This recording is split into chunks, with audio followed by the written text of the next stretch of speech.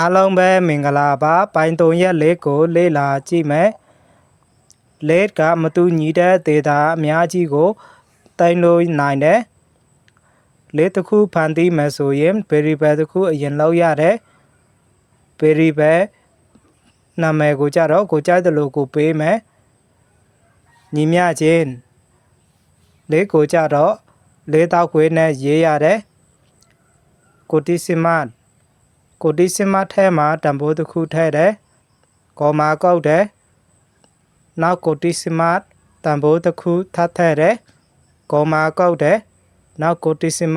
တန်ဖိုးတစ်ခုထပ်ထည့်တယ်တန်ဖိုး3ခုထည့်ထားတယ်ဒီ variable ကို print function နဲ့ထုတ်လိုက်မယ်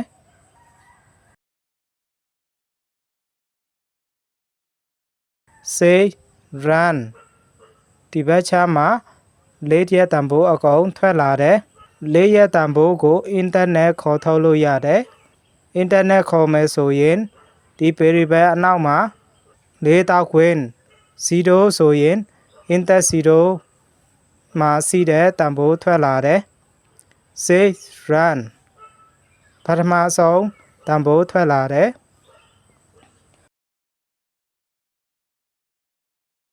1ဆိုရင်ဒုတိယတန်ဖိုးထွက်လာတယ် save run ဒုတိယတန်ဖိုးထွက်လာတယ်ပထမဆုံးတန်ဖိုးက index 0ဒုတိယတန်ဖိုးက index 1နောက်တစ်ခုက index 2နောက်တန်ဖိုးစီးသေးရင် index 3 4 5အဲ့လိုသူစီးသွားတယ်ကိုကလေးထဲမှာအနောက်ဆုံးတန်ဖိုးထုတ်ချင်တယ်ဆိုရင် index နေရာမှာ -1 ထည့်ရတယ် save run အနောက်ဆုံးတန်ဖိုးထွက်လာတယ်အနောက်ဆုံးရဲ့ဒုတိယတန်ဖိုးထုတ်ချင်တယ်ဆိုရင် -2 ထည့်ရတယ် save run အနောက်ဆုံးရဲ့ဒုတိယတန်ဖိုးထွက်လာတယ်ကိုကဖြတ်ပြီးတော့ထုတ်ချင်တယ်ဆိုရင်1 colon ထားလိုက်တော့3ဒီလေးထက်မှာလဲတန်ဖိုးနည်းနည်းထပ်တိုးလိုက်မယ်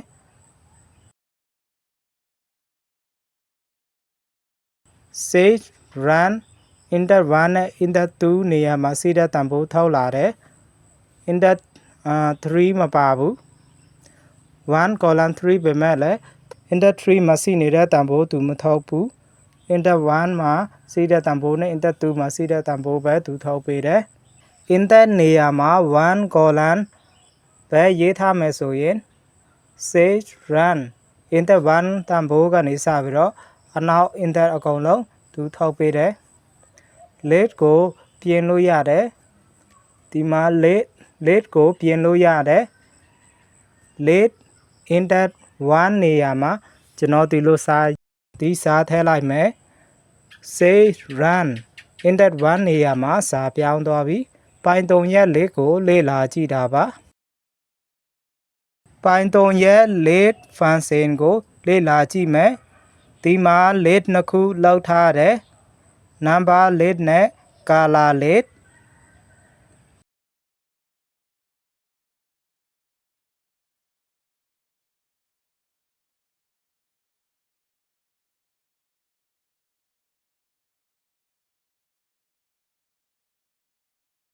color let ကို print ထုတ်ကြည့်မယ် save run color let မှာစီးတဲ့တန်ဖိုးအကုန်လုံးသူထုတ်ပေးတယ် let ကိုတင်ထားတဲ့ variable မှာသူနဲ့သက်ဆိုင်တဲ့ function ခေါ်သုံးလို့ရတယ် color.extend ကထပ်ချက်ပေးတာဘယ်တန်ဖိုးနဲ့ထပ်ချက်မလဲဆိုတော့ number variable မှာစီးတဲ့ let တန်ဖိုးနဲ့ထပ်ချက်လိုက်မယ်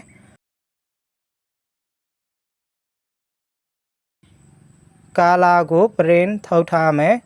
save run color ရဲ့တန်ဖိုးရဲ့အနောက်မှာ number တန်ဖိုးပါထပ်ချဲ့ထားတယ်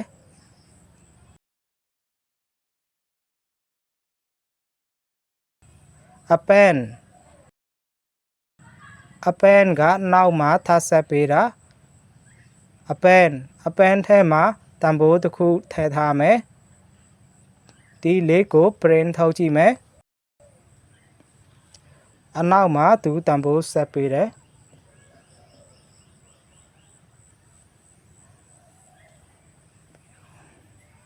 remove remove ကထုတ်တာဒီမှာကိုထုတ်ချင်တဲ့တန်ဖိုးကိုဒီထဲမှာရေးထဲမယ်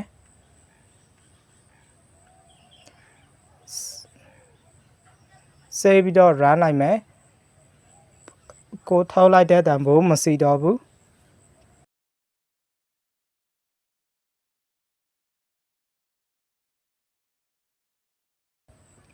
ကလီယာကအကောင်ဆင်းလိုက်တာဆေးပြီးတော့ run လိုက်မယ်ဆိုရင်တန်ဖိုးဘာမှမရှိတော့ဘူးport ကအနောက်ဆုံးတန်ဖိုးသူထုတ်လိုက်တာ port function ရေးပြီးတော့မဆေး run လိုက်မယ်ဆိုရင်ဒီဘက်ချမှာအနောက်ဆုံးတန်ဖိုးမပါတော့ဘူး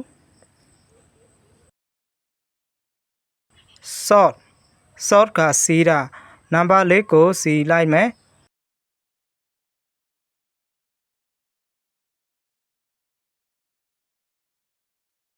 နံပါတ် sort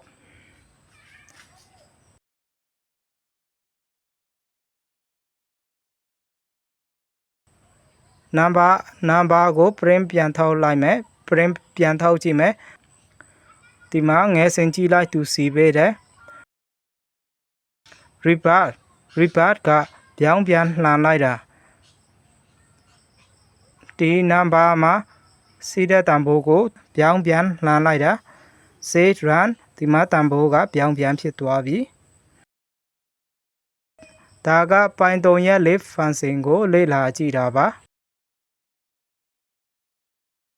Python ရဲ့ tuple ကိုလေ့လာကြည့်မယ် tuple ဘန်တီးမယ်ဆိုရင် variable တစ်ခုကျွန်တော်လောက်လိုက်တယ် tuple ကိုကြတော့ parenthesis လက်သက်ကွင်းပေါ့နော်လက်သက်ကွင်းထဲမှာကျွန်တော်ကဏ္ဍပဲထည့်လိုက်မယ်1 2 3ပေါ့1 2 3ဒီ variable ကို print function နဲ့ကျွန်တော်ပြန်ထုတ်တယ် tuple မှာရှိတဲ့တန်ဖိုးအားလုံးထွက်လာတယ်tuple ရဲ့တန်ဖိုးကို internet ဆွဲထုတ်လို့ရတယ် inter 0ဆိုရင်အစေဆုံးတန်ဖိုးထွက်လာတယ် inter 1ဆိုရင်အလယ်ကတန်ဖိုး tuple က list နဲ့နည်းနည်းပဲကွဲပြားတယ် list မှာမတူညီတဲ့ data အများကြီးတင်လို့ရတယ် tuple မှာလည်းအဲ့လိုပဲမတူညီတဲ့ data အများကြီးတင်လို့ရတယ် list မှာတင်ပြီးသား data ကိုပြန်ဖြတ်လို့ရတယ်ပြင်လို့ရတယ်ပြန်ပြင်လို့ရတယ်tuple မှာကြတော့ပြန်ပြင်လို့မရတော့ဘူးဒါက Python ရဲ့ tuple ကိုလေ့လာကြည့်တာပါ Python ရဲ့ dictionary ကိုလေ့လာကြည့်မယ် dictionary ကြတော့ဒီလိုဖန်တီးရတယ် variable name ညီမျှခြင်း curly bracket ကျွန်တော်ဒီမှာအောက်တစ်ကြောင်းဆင်းလိုက်မယ်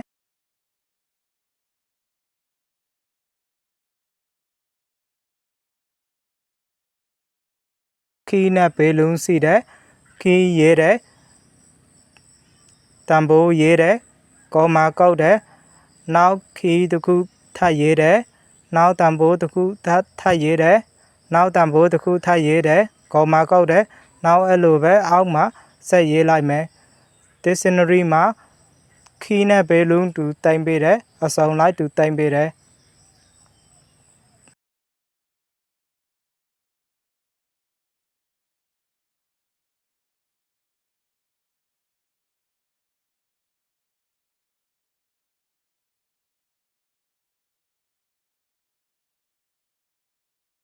print function နဲ့ dictionary ကိုထုတ်ကြည့်လိုက်မယ်